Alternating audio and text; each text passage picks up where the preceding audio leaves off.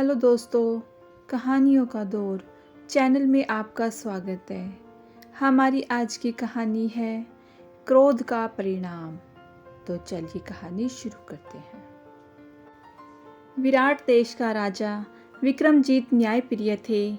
वह बड़ी कुशलता से देश का राजकाज चलाते थे। देश की सारी प्रजा सुखी थी। सब अपने राजा का बहुत सम्मान करते थे। विक्रमजीत का इकलौता बेटा विश्वजीत स्वभाव का क्रोधी था। छोटी छोटी बातों पर भी उसे गुस्सा आ जाता था। गुस्से में वह अपना आपा खो बैठता। राजा ने कई बार उसे समझाया था कि क्रोध से सदा हानि ही होती है। सबसे अधिक हानि क्रोध करने वाले की होती है। परंतु राजकुमार पिता की इन बातों को सदा अनसुना कर देता। विराट देश की राजधानी के निकट सुंदर वन था। उस वन में कई विरले और दुर्लभ पशु पक्षी रहते थे।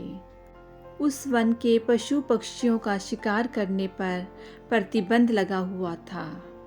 वन का रखवाला सरजू राजा के इस आदेश का पालन सख्ती से करता था। यह सब जानते हुए भी राजकुमार अपने मित्रों के साथ अक्सर सुंदर वन आया करता था। अगर वह वहाँ पशुओं का शिकार करने लगते तो सरजू उन्हें रोकने का प्रयास करता। राजकुमार गुस्से में आकर सरजू को डांटता था। कई बार तो उसके मित्रों ने सरजू को मारा पीटा भी था। परंतु एक दिन राजकुमार और उसके मित्रों ने वन में बहुत उत्पात मचाया। सरजू ने बड़ी कठोर वाणी में राजकुमार से कहा, आप सब तुरंत यहाँ से चले जाएं, अन्यथा मैं अभी जाकर महाराज से शिकायत कर दूंगा। राजकुमार गुस्से से आग बबूला हो गया। वह अपना आपा खो बैठा। बिना सोचे समझे उसने सरजू पर अपनी तलवार से वार कर दिया। सरजू अपना बचाव न कर पाया। उसकी मृत्यु हो गई। अब राजकुमार घबरा गया। वह समझ गया कि वह अब बहुत बड़ी मुसीबत में फंस गया है। परंतु उसके मित्रों ने कहा, अरे चिंता न करो, हम सब महाराज से कहेंगे कि दोष सरजू का था। उसने ही अकारण तुम पर हमला किया था। तुमने तो बस अपने बचाव करने के लिए तलवार उठाई थी। राजकुमार मित्रों की बातों में आ गया। परंतु गुप्तचरों ने घटना की सारी जानकारी महामंत्री को दे दी थी। महामंत्री को चिंता हुई। वह जानता था कि महाराज किसी अपराधी को क्षमा नहीं करते, राजकुमार को भी क्षमा न करेंगे। मंत्री को अपनी कोई संतान न थी। वह राजकुमार विश्वजीत को अपने पुत्र के समान ही मानता था। वह राजकुमार को महाराज के दंड से बचाना चाहता था। वह चुपचाप सरजू की पत्नी से मिला। उसने कहा, सरजू के साथ जो हुआ वह बहुत ही गलत हुआ, पर अब वह लौट कर नहीं आ सकता।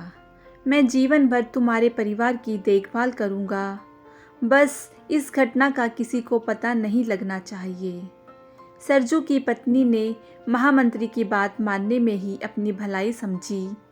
महामंत्री को लगा कि समस्या सुलझ गई है, परंतु ऐसा हुआ नहीं। राजकुमार और उसके मित्र सब घबराए हुए थे। वह भयभीत थे कि कहीं सरजू का परिवार महाराज के पास न पहुंच जाए। उन्होंने तय किया कि वह स्वयं महाराज के पास जाकर उन्हें एक मनगढ़ंत कहानी सुना देंगे, और उन सब ने ऐसा ही किया। उनकी मनगढ़ंत कहानी सुनकर राजा ने कहा, उस रखवाले का इतना साहस कि उसने राजकुमार पर हमला किया। उसे कठोर दंड दिया जाएगा। महाराज, उसकी तो मृत्यु हो गई। राजकुमार ने सिर्फ अपनी जान बचाने के लिए उस पर तलवार से वार किया था। एक मित्र ने कहा, ऐसे अपराधी के परिवार को भी दंड मिलना चाहिए। राजा ने सेनापति को आदेश दिया कि सरजू के सारे परिवार को कैद कर लिया जाए। सिपाही सरजू के परिवार के सभी सदस्यों को पकड़कर ले आए। उन सब पर तो जैसे बिजली आन गिरी, पर सरजू की पत्नी ने साहस से काम लिया। उसने राजा से कहा, महाराज, अगर सरजू ने राजकुमार पर हमला किया था तो महामंत्री ने हमें कैद करने की बजाय हमारी देखभाल करने का वचन क्यों दिया? सत्य तो यह है कि राजकुमार ने मेरे पति की हत्या की है। विक्रमजीत ने महामंत्री की ओर देखा। महामंत्री की पांव तले से जमीन खिसक गई। वह आंखें नीचे किए चुपचाप खड़ा रहा। राजकुमार और उसके मित्र भी थर-थर कांप रहे थे। हमें तो पहले ही संदेह था कि राजकुमार ने ही क्रोध में आकर सरजू की हत्या की होगी। महामंत्री ने भी अपराध किया है। उन्होंने राजकुमार के अपराध को छिपाकर ऐसी भूल की है जिसे क्षमा नहीं किया जा सकता। राजा ने गरजती वाणी में कहा। महामंत्री की आंखों से पश्चाताप के आंसू बहने लगे। राजकुमार और उसके मित्र भी रो रहे थे। इस सब का राजा पर कोई प्रभाव न पड़ा। उन्होंने राजकुमार और उसके मित्रों और महामंत्री को देश से निर्वासित कर दिया। राजा का आदेश सुनकर राज्यसभा में सन्नाटा छा गया। किसी ने भी कल्पना न की थी कि महाराज अपने इकलौते पुत्र को इतना कठोर दंड देंगे। कुछ मंत्रियों ने राजा से प्रार्थना की, महाराज दया करें, इन सब की भूल को क्षमा कर दें, इन सब को इतना कठोर दंड न दें। अगर इन लोगों को इनके अपराध की सज़ा न मिली तो प्रजा का हमसे विश्वास उठ जाएगा।